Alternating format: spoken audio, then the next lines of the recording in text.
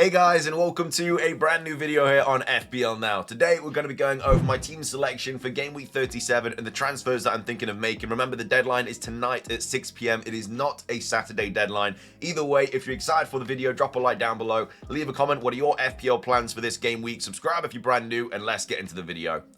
So, starting things off, let's take a look at my goalkeeper and my defenders. So, in goal, I've gone with Areola, who's got Forest at home. My other option is Raya, who's got Newcastle at home. But because I have Isak playing this week against Arsenal, I just feel like my ceiling can get a little bit higher if I play Areola because I don't have any Forest players. Obviously, as a Forest fan, we need to win this game against West Ham to any kind of chance of getting into those Champions League places. But in terms of FPL, I just feel like Areola's the smarter option to go with. He actually did get me 8 points last week as well, so I feel like he's earned another place in my starting 11 this week, so I don't mind playing him. Plus, Forest, we've not been great lately either. We've definitely put our foot off the gas in recent weeks, and it kind of has shown is in us kind of like dropping down the table a little bit, which is a little bit unfortunate, but it is what it is. West Ham haven't been incredible this season. They are quite low down the table, but you know, they're definitely not an easy team to beat. So, yeah, Forest home, we'll take it. I feel like it's better than Newcastle at home for Arsenal, and they did just concede 2 against Liverpool. I know that is Liverpool, but they have been conceding a couple more goals lately, even though the defence is still one of the best in the league. I just feel like we'll go Areola this week, and then we'll just play Raya next week, who's got Southampton away in the last game week. But anyway, that's my goalkeeper option. At the back, we've gone double City defence. We've gone Gvardiol, who's got Bournemouth at home. Ruben Diaz, who's got Bournemouth at home, and then I've also got Munoz, who's got Wolves at home.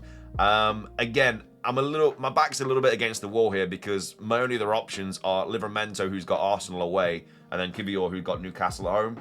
Again, just for the same option as not playing Raya, I've got Isak playing this week. So if Isak scores, it means that the clean sheet's just gone for my Arsenal defenders.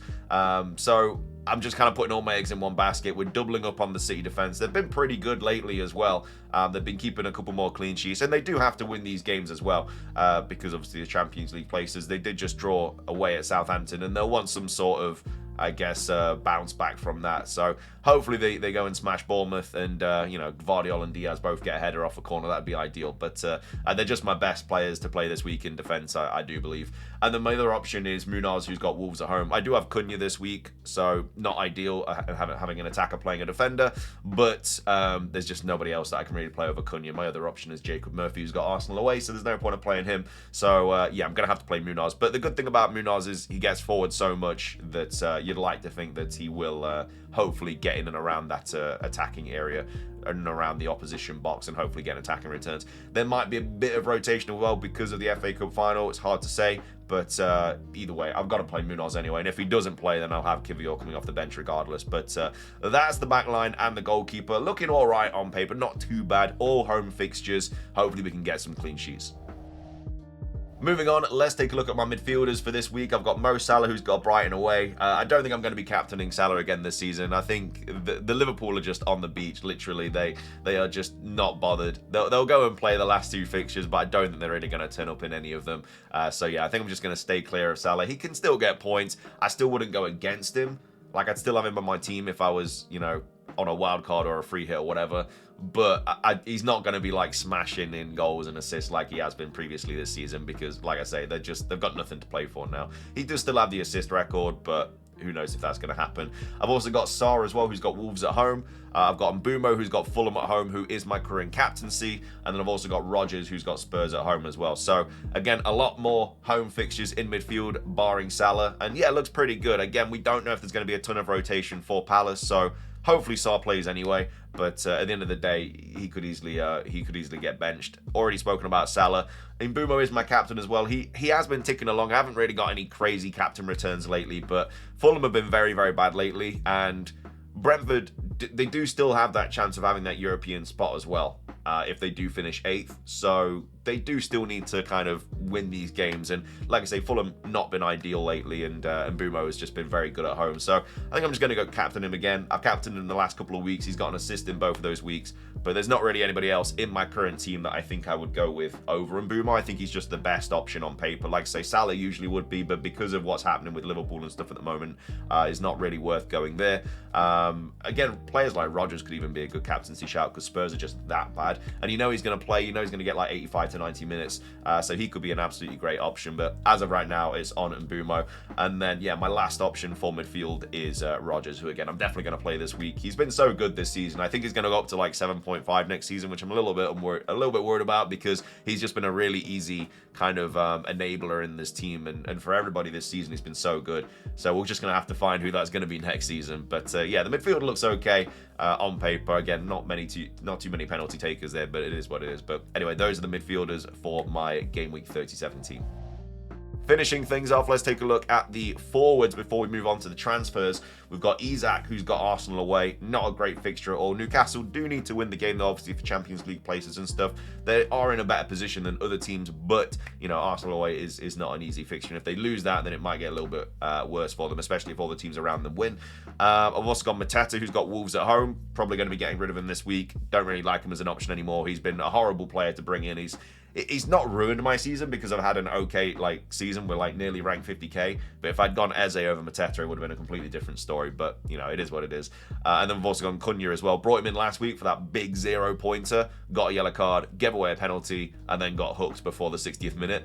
Couldn't have gone worse, really. I mean, it could have been a red card. He has had a couple of those this season. But I just thought I'd go with him because he's on penalties. He's a little bit of a differential against people that have gone Vista and Wood. Wood was obviously the right option last week. But I'm still kind of hoping that, you know, if there is a lot of rotation in that Palace squad, then Cunha can feast. And if Strand Larsen's there as well, just gives a bit more of an option for Cunha as well to kind of find him in the box. So I really like Cunha. And again, if he gets an attacking return, he usually gets in and around those bonus points as well. If he scores, he's usually max bonus just because of his actual game plan. Like he just always gets he always does the things that basically gets you those bonus points. So he's always really nice for that. So yeah, they're my front three, and then on the bench we've got just Newcastle and Arsenal players. We've got Raya with Newcastle at home, Murphy with Arsenal away, Kivior with Newcastle at home, and then Livramento with Arsenal away. So like I say, the team doesn't look too bad. The Triple Palace kind of needs to go. They don't have a terrible fixture. Who've got Wolves at home. Obviously, they just conceded 2 at home.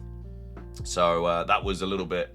there's a little bit out of nowhere. I thought Wolves would win that game, which is another reason why I brought Cunha in, because they've just been so good lately. You know, they won 6 games in a row, and then they only lost because they played City, and they only lost 1-0. So yeah, I was kind of expecting a response to that, but yeah, it wasn't a great fixture against Brighton. But either way, team looks okay-ish on paper. Let's take a look at the transfers.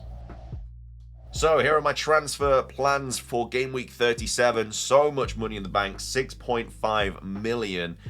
Very, very nice, healthy bank balance there. And I have 1 free transfer. So as I've been speaking about in these transfer videos, for me, I'm only going to be making attacking transfers. No defender transfers. It's just a little bit unneeded, really, for my team. They're only going to get you so many points. It's much more beneficial to go for a midfielder or a striker. And plus, the defense are fine as well. Like this week, you know, I've got Munoz, Guardiola, and Ruben Diaz. Again, if Bournemouth score, which they probably will, I'm not expecting a clean sheet there, but they're just statistically better options than playing Kivior or Livramento. But yeah, like Wolves at home, Bournemouth home for Guardiola, Ruben Diaz, and Munoz. That's fine. And then next week, I play Kivior, who's got Southampton away. Raya, who's got Southampton away, and then I probably play Livramento, who's got Everton at home, and then Guardiola, who's got Fulham at home. Like, I don't have to make a defender or a goalkeeper transfer. It's absolutely fine to do that. So it just allows me to attack the midfield and the forwards. And what I have been speaking about a lot lately is getting rid of Mateta for Vissa, but I think I'm just going to go Watkins. You know, I've been kind of talking myself into the Watkins transfer all week. A lot of people are going to Watkins from Isak. I'm in a really nice position where I have so much money in the bank that I don't have to do that, because I kind of want to keep Isak. He's on penalties. He's obviously a very good striker, and he does have Everton at home on the last day of the season, which is not a terrible fixture at all. I mean, they've got Wolves away, Vissa has, so it's an alrightish fixture as well, but I think I'd just rather go and keep Isak instead of Vissa. And I do have the money to easily move to Watkins as well. He's got Spurs at home this week, Man United away next week. Of course, Villa is the first kickoff tonight, so hopefully we do get some team leaks. And if he does start, I mean, there's no reason why he wouldn't start, because Rashford's injured, and then Rashford can't play next week anyway against Man United away. So there's no reason as to why he wouldn't play. And Watkins, like I say, his minutes have been all over the place. Like, he did just play 90 against Bournemouth, played 70 against Fulham. Okay, 14 against City wasn't great, 82, 24. But this was when Rashford was fit. So now that Rashford isn't an option, I feel like Watkins, he should just play for the last 2 games of the season. You'd like to think. So I think that's going to be my transfer this week, and I think Watkins will be highly owned as well this week. But he's still going to be a nice enough differential where if he does something, it's going to really help me out. And then that leaves me with a 5 mil in the bank. And again, what I've been talking about all season is literally just getting rid of either Sarr or Murphy or whatever for I say all season over the last couple of weeks. I can make that Saka transfer as well because I'll have 0.3 mil in the bank. So if I wanted to, I next week, which I think I will because I want some sort of Arsenal attacker, we can get rid of Sarr, bring in Saka, and then I have triple Arsenal for that Southampton away fixture on the last day of the season. So I think that's the direction I'm gonna go. Could always go Palmer this week as well, like that's also an option, who's got Man United at home. And again, Chelsea do need to win. Man United are going to be very rotated because of the European Cup final next Wednesday. But I don't know, I feel like Watkins and Saka is just, because otherwise it'd be like Palmer this week and then I'd probably get in Saka for Palmer next week. So it's just the same transfer over and over again, really.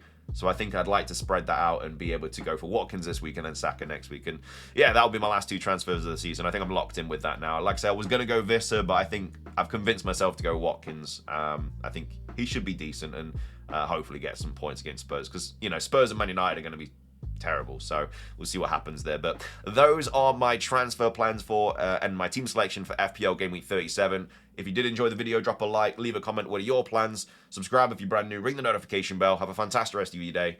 Best of luck in Game Week 37, and until next time, peace.